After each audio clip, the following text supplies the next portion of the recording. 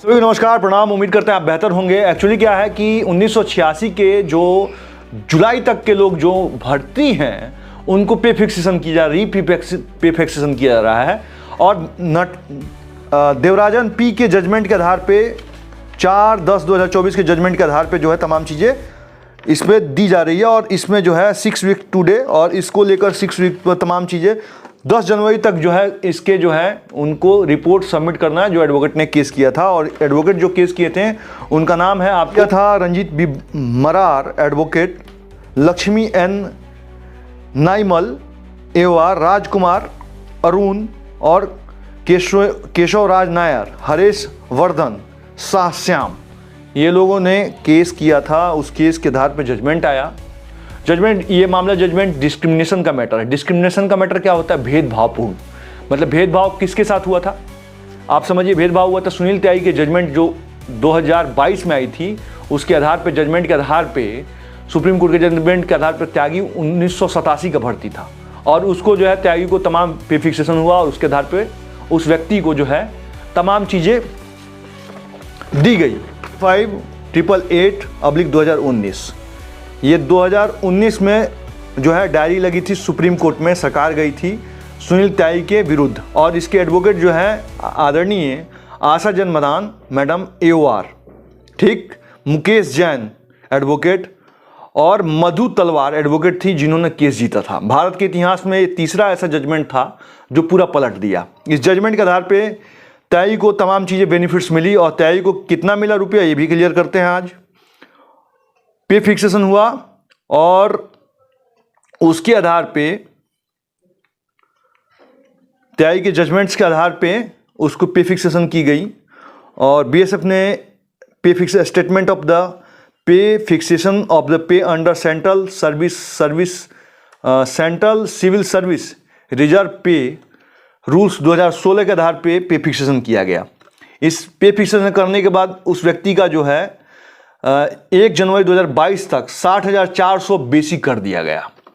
और उसी के साथ जो लोग भर्ती थे उन लोगों का पे फिक्सेशन नहीं किया गया जो लोग थे। और ये बीएसएफ के 168 बटालियन जो है इस पे फिक्सेशन की थी।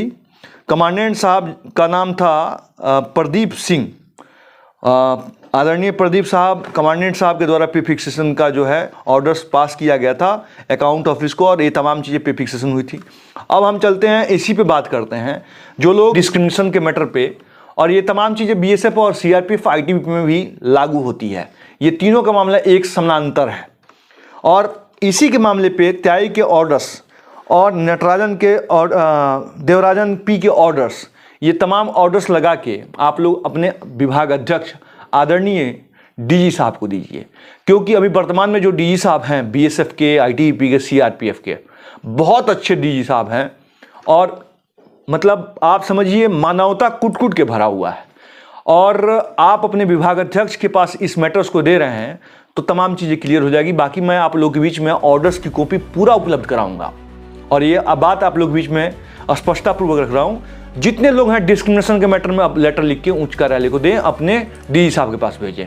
और जितने लोग 84, 85, 86, 87 जब तक के सुनील त्यागी है तब तक के लोग ऑर्डर्स लगा के भेजें कि उसके आधार पर हमारा भी पे फिक्सेशन भेदभावपूर्ण नहीं हो सकता है और होता भी नहीं है। और ये बात अब आप लोग के बीच बताते हैं। अब इसमें आगे हम बढ़ते हैं। इस जजमेंट्स के आधार पे आप नोट करिए SLP नंबर 35,888/2019, ये सुप्रीम कोर्ट में गई थी सरकार। केस का जजमेंट आया था 2022 में।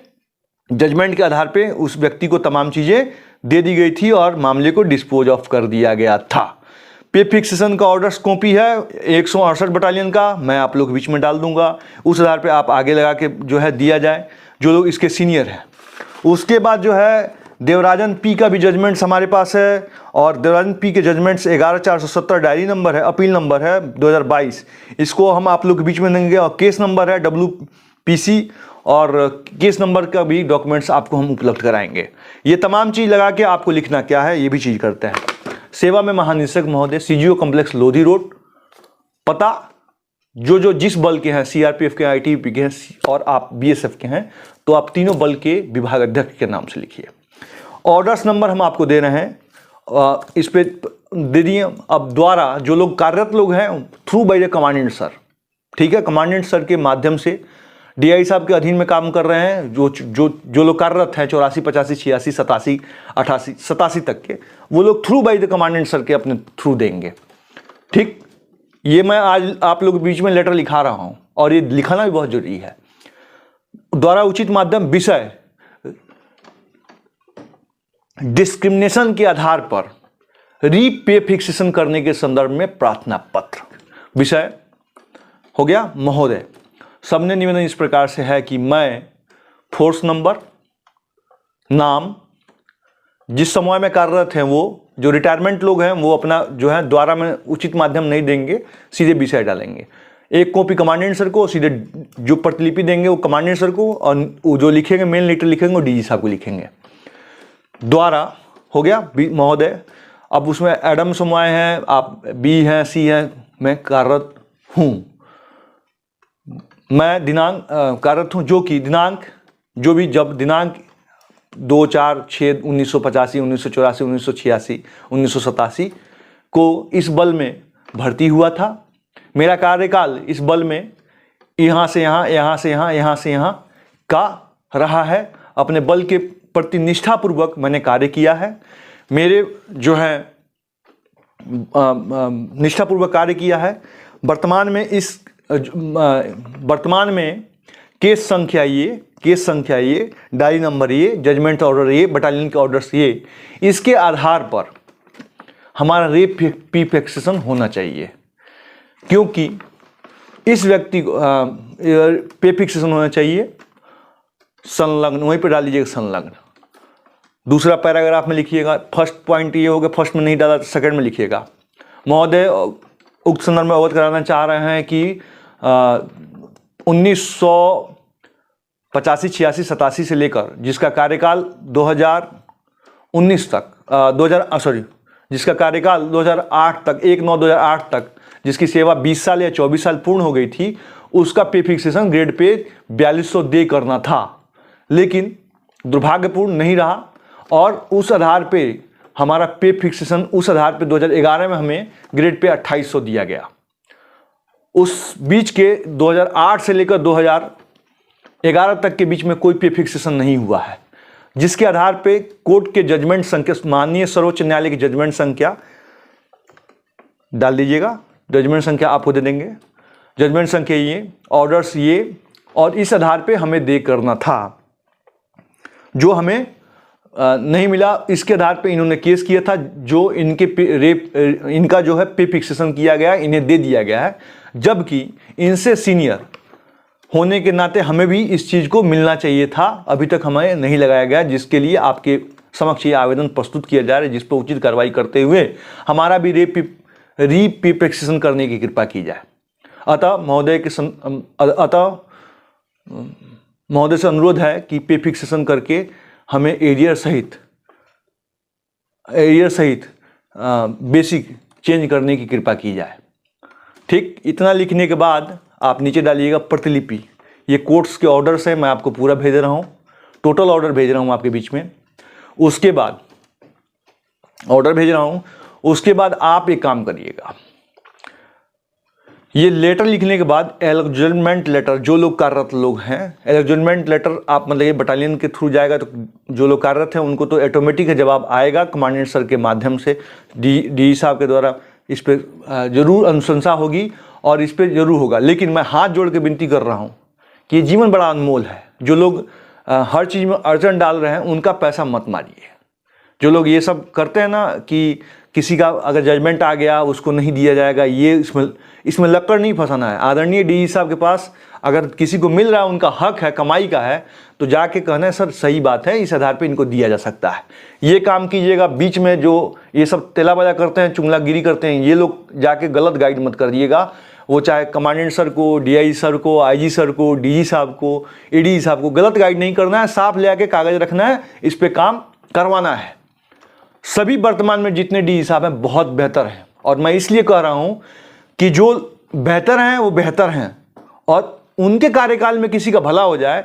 मानवता में, ये भागवत गीता में कहा गया है कि मानव धर्म के लिए, मानव की रक्षा के लिए धर्म की स्थापना के लिए हम किसी भी हद तक जा सकते हैं। ये धर्म की स्थापना है, इससे मेरा कोई बेनिफिट्स नहीं है, ना मुझे कोई लालच है इनसे, लेकिन इनके लिए मैं बता रहा हूं क्यों। इनका सभी लोग का मामला कोर्ट में है, कुछ लोग जजमेंट जीत के आए हैं और उसके आधार पर भला हो जाता है, तो इससे बड़ा संसार में कोई भला हो ही नहीं सकता। तो इसलिए आप लोगों से अनुरोध है कि ये लेटर तो जरूर लिखिएगा, और मैं लेटर की एक जो है लिख के सभी लोग के बीच में लेटर भी वायरल कर दे रहा हूं कि उसमें खाली आप नाम, नंबर और जो कार्यरत कहाँ थे, कब थे, ये तमाम चीज़ आप भर लीजिएगा, और भर के लेटर को उसी प्रकार से लिख के एलॉजमेंट, जो रिटायरमेंट है, एलॉजमेंट लेटर लिखाइएगा, पावती पत्र बोलते हैं, उसको लगा के भेज दीजिएगा। 30-40 रुपये खर्च आएगा। जो लोग कार्यरत लोग हैं अपने बटालियन के आदरणीय सीओ साहब के माध्यम से भेजिएगा, उचित माध्यम, through by the assistant commandant साहब, क्योंकि कंपनी के होंगे तो असिस्टेंट कमांडेंट साहब सीधे जाएगा सीओ साहब के पास, सीओ साहब के माध्यम से जाएगा हेडक्वार्टर। आप ऐसा करिए, ये कीजिएगा, इससे बड़ा धर्म का, पुण्य का काम नहीं होगा। और आदरणीय सभी लोग, जितने आदरणीय हैं, पूजनीय हैं, जितने आदरणीय डी साहब हैं, DI साहब हैं, कमांडेंट साहब हैं, जब सही से कागज जाएगा, तमाम चीज़ें जाएगा, कोई मना करने वाला नहीं है। सब लोग जो है जान चुके हैं कि जीवन का सत्य यह है कि एक दिन हमें सब कुछ संसार को छोड़ के जाना है। जब हम जाएं तो हमें गर्व होना चाहिए कि हमने मानवता धर्म के लिए काम किया। और हम जानते हैं वर्तमान में जितने आदरणीय DI साहब, कमांडेंट साहब और AD साहब, DG साहब हैं, वो सब जान चुके हैं आज के डेट में, सब दुनिया देख चुके हैं, और वो आपका काम करेंगे। किसी का कोई हक नहीं मारता, ये मेरा पूरा विश्वास है। तो आप लोग जितने लोग हैं, मैं लेटर्स को जो है, ऑर्डर्स, तमाम चीज़ें आप लोग बीच में डाल तो रहा हूँ, लेकिन मैं इस वीडियो को डालने के साथ साथ इसका PDF बना के सभी लोग के जितने ग्रुप हैं उनको मैं दूंगा।